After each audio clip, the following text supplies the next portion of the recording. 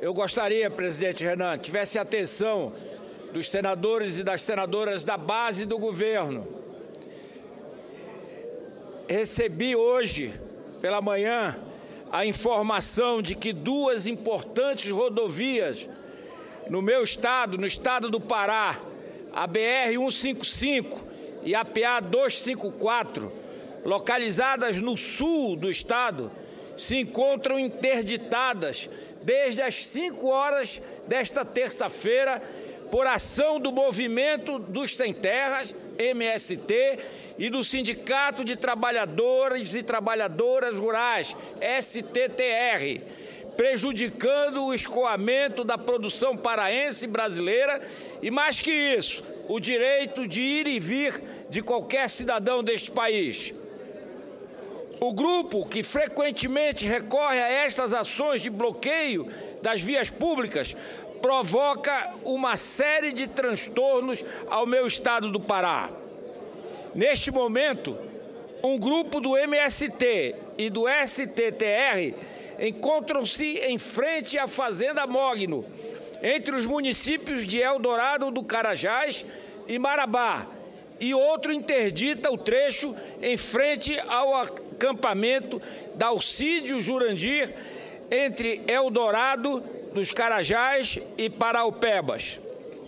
De acordo com as informações que nos chegam, ainda não há previsão de liberação dos locais interditados.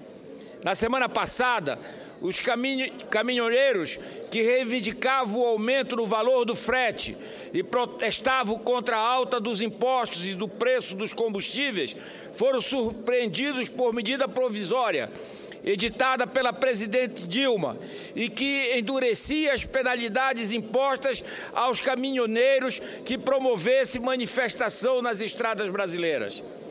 Como a MP 699, a presidente mostra a sua intenção de criminalizar da forma mais vil o livre direito de manifestação dos caminhoneiros. A mão firme da presidente abateu o movimento, enfraquecendo qualquer possibilidade de luta por direitos e por melhores condições de trabalho. Ora, qual a diferença do pleito do MST e do STTR e dos caminhoneiros? Seria um mais legítimo que o outro?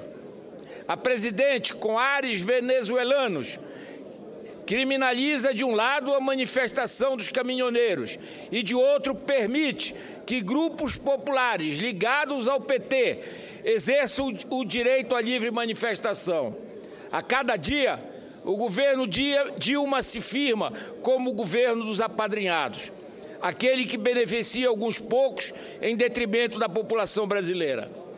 A mesma lógica de partilha do governo, que cede ministérios e cargos públicos em prol do apoio político, é utilizada agora para determinar quem será beneficiado e quem será prejudicado pela mandatária. Como disse na semana passada, senhor presidente, esta medida provisória é completamente desproporcional. Não existe nenhum equilíbrio entre os atos e as penas impostas. Parece que a presidente, com a maior reprovação da história do Brasil, está aplicando os ensinamentos de Maquiavel. Já que não consegue governar pelo amor, isto é, já não conta com a simpatia, com a aprovação dos brasileiros, Dilma impõe o medo como forma de reduzir as tensões sociais. Acredito que o Congresso nem deveria receber a medida provisória. Tal matéria não versa em regime de urgência e emergência, senhor presidente. Parece-me mesmo que a intenção da mandatária foi de apenas impor o medo junto ao movimento dos caminhoneiros, legítimo, tais quais muitos outros no Brasil. Lutarei firmemente para que essa medida provisória seja rejeitada no Senado. A liberdade de expressão é um direito que precisa ser preservado, sob pena de retrocedermos politicamente e termos abalado os pilares da nossa democracia. Este é meu compromisso para com os brasileiros. Contudo, ao passo em que a medida provisória 699 tramita no Congresso,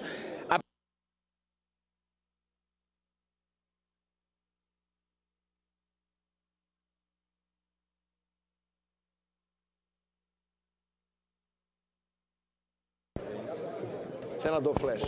Como forma garantir o princípio constitucional da isonomia, evitando-se dois pesos e duas medidas utilizados pela Presidência da República. O documento foi feito de forma apressada e casuística, o que resultou em um texto muito abaixo do padrão redacional esperado das matérias legislativas emanadas pela Presidência da República. Esse é o caso da redação mal feita do artigo 253-A, criado pela medida provisória. De fato, há que se esclarecer que interrupções de vias podem ou não ser acordadas com as autoridades constituídas. Em síntese, da forma atabalhoada como foi redigida, a medida provisória, presidente Renan Calheiros, senador Jorge Viana, impediria procissões, passeatas e outros eventos normais em um Estado de Direito. É evidente que a prática que se busca coibir são as interrupções não programadas, nem acertada com as autoridades competentes sobre as vias.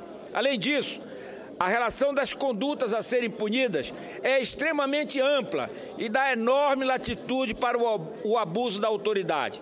Tome-se, por exemplo, a mera conduta de perturbar ou restringir a circulação na via. Na definição ampla usada pela MP, toda e qualquer carreata seria proibida, o que demonstra a leviandade da redação utilizada e viola o princípio constitucional da proporcionalidade na sua vertente da proibição do excesso.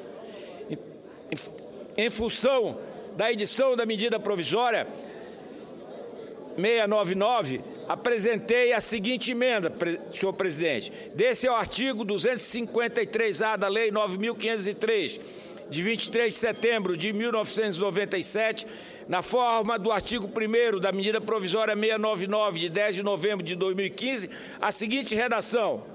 Artigo 253-A.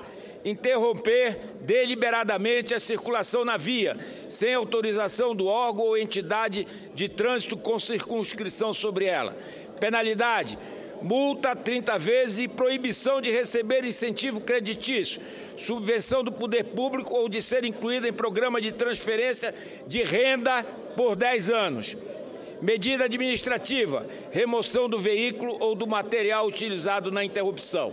Esta foi a emenda apresentada à medida provisória 699, que peço o apoio dos meus pares, primeiro na comissão mista, para a sua aprovação e depois em plenário da Câmara e do Senado Federal, por ser uma questão